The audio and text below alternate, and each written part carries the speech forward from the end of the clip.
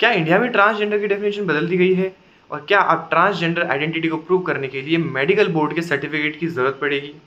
और क्या पार्लियामेंट ने ऐसा लॉ पास किया है जहां पर कुछ ऑफेंसेस के लिए लाइफ इम्प्रिजनमेंट तक की सज़ा रखी गई है? आज हम बात करेंगे transgender person protection of rights amendment bill 2026 की, जो लोकसभा से पास हो चुका है और जिसने पूरे देश में एक नई डिबेट शुरू कर दी है। वीडियो को एंड तक जरूर देखिए क्योंकि इस बिल में ऐसे प्रोविजंस हैं जो ट्रांसजेंडर राइट्स, सेल्फ आइडेंटिफिकेशन और गवर्नमेंट रेगुलेशन के बीच एक बहुत बड़ा सवाल खड़ा करते हैं।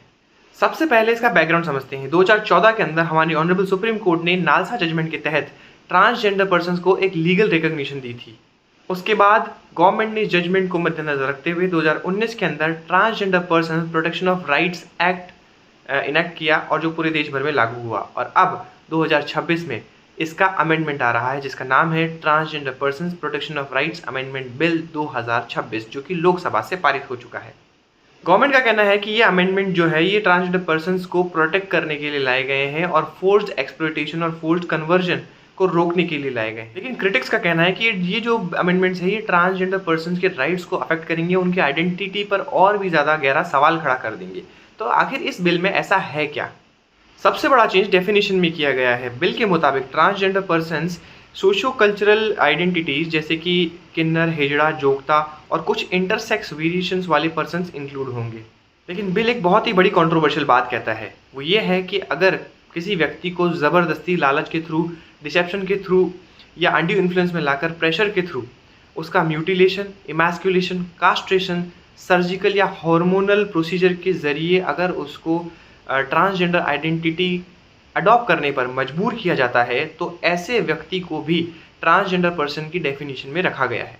सबसे इंपॉर्टेंट बात, बिल स्पेसिफिकली कहता है कि डिफरेंट सेक्सुअल ओरिएंटेशंस और सेल्फ परसीव्ड सेक्सुअल आइडेंटिटीज़ को इस बिल के अंदर, इस ट्रांसजेंडर पर्सन की डेफिनेशन के अंदर इंक्लूड नहीं किया जाएगा। और यही जो प्रोविजन जो है ये इस डिबेट का मुद्दा बना हुआ है। अब बात करते हैं आइडेंटिटी सर्टिफिकेट की। 2019 के एक्ट के तहत डिस्ट्रिक्ट मजिस्ट्रेट के पास पावर था कि वो ये सर्टिफिकेट इशू किया करता था। लेकिन इस अमेंडमेंट बिल के मुताबिक अब जो मेडिकल बोर्ड है उसकी रिकमेंडेशन भी कंसीडर की जाएगी, जिसका मतलब साफ है कि डिस्ट्रिक्ट मजिस्ट्रेट अब सर्टिफिकेट इशू करने से पहले मेडिकल बोर्ड की रिकमेंडेशन को ध्यान में रखेगा और ज़रूरत पड़ने पर दूसरे मेडिकल एक्सपर्ट्स की राय ले सकता है। और यहीं से कंट्रोवर्सी की शुरुआत होती है। क्रिटिक्स का ये कहना है कि जो जेंडर आइडेंटिटी है वो एक पर्सनल मैटर है।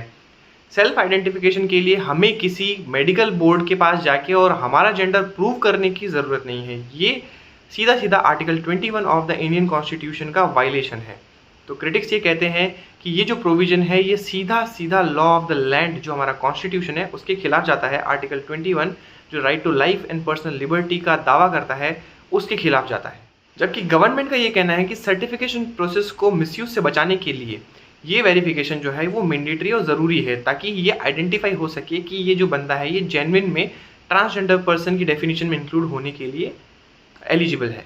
अब इस बिल के पॉजिटिव चेंजेस की बात करते हैं। इस बिल के मुताबिक किसी इंसान को अगर ट्रांसजेंडर सर्टिफिकेट मिल जाता है तो वो अपने बाकी ऑफिशियल डॉक्यूमेंट्स के अंदर फर्स्ट नेम को चेंज कर सकता है। बिल कहता है कि अगर किसी इंसान ने, मेल या फीमेल ने जेंडर ट्रांजिशन सर्जरी करवाई है तो कंसर्न मेडिकल इंस्टीट्यूशन जो है वो डिस्ट्रिक्ट मजिस्ट्रेट को ये इन्फॉर्मेशन फर्निश करेगा। उसके बाद कंसर्न पर्सन जिसका जेंडर ट्रांजिशन हुआ है वो एप्लीकेशन फाइल करेगा सर्टिफिकेट इशू करवाने के लिए और फिर वहाँ पर चीफ मेडिकल ऑफिसर या मेडिकल अथॉरिटी का सर्टिफिकेट अगर सही पाया जाता है तो डिस्ट्रिक्ट मजिस्ट्रेट जो है वो जेंडर सर्टिफिकेट इशू करेगा। ये एक मेजर चेंज माना जा रहा है। अब आते हैं बिल के स्ट्रिक्टर प्रोविजंस पर। गवर्नमेंट ने फोर्स ट्रांसजेंडराइजेशन को स्ट्रिक्ट नज़रिए से देखा है और स्ट्रिक्टर पेनल्टीज इम्पोज करने के प्रोविजंस इसमें डाले गए हैं। अगर किसी अडल्ट को किडनैप करके उसका फोर्सफुल म्यूटिलेशन, कास्ट्रेशन या सीरियस इंजरी देकर उसको ट्रांसजेंडर आइडेंटिटी अडॉप्ट करने के लिए मजबूर किया गया है तो ऐसे व्यक्ति को 10 साल से लेके लाइफ इम्प्रिजनमेंट तक की सज़ा का प्रोविज़न इसमें डाला गया है और फाइन जो है वो 2 लाख तक का फाइन भरने का प्रोविज़न इसमें डाला गया है। और अगर विक्टिम जो है वो चाइल्ड हो तो ये जो सज़ा है ये सीधी लाइफ इम्प्रिजनमेंट बताई गई है और मिनिमम फाइन जो है वो 5 लाख रखा गया है। ये बिल एक और इशू टारगेट करता है। अगर कोई व्यक्ति किसी अडल्ट को फोर्स, थ्रेट, डिसेप्शन या फिर कोर्जन से ट्रांसजेंडर की तरह प्रेजेंट करने पर मजबूर करे और उसे बॉन्डेड लेबर या बैगिंग करवाए तो जो है rigorous imprisonment of 5 to 10 year तक की सज़ा इसमें दी गई है। अगर विक्टिम जो है वो चाइल्ड है तो ये सज़ा जो है वो 10 साल से 14 साल तक की होगी। गवर्नमेंट का कहना है कि ये जो बिल है ये एक्सप्लॉयटेशन को रोकेगा, फेक आइडेंटिटीज़ को प्रिवेंट करेगा और वल्नरेबल पर्सन्स को प्रोटेक्ट करेगा।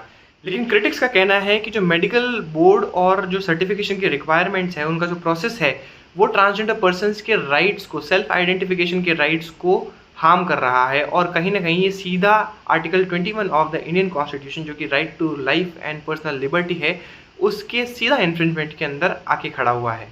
और इसी कारण आने वाले समय में इस बिल पर काफ़ी कॉन्स्टिट्यूशनल डिबेट्स और कोर्ट के अंदर लिटिगेशन देखने को मिल सकता है। दोस्तों, ये जो अमेंडमेंट बिल है 2026 का, ये सिर्फ एक transgender persons protection of rights amendment bill 2026 नहीं है।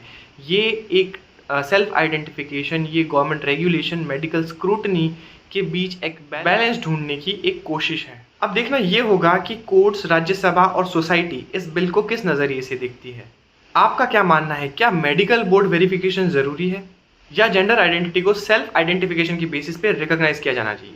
अपनी राय कमेंट सेक्शन में ज़रूर बताएं। मिलते हैं अगले ही कुछ ऐसे वीडियोस में जहां पर हम डिस्कस करेंगे पॉलिसी, डिसीजंस और गवर्नमेंट के अपडेट्स पर। मिलते रहिए। Thank you so much.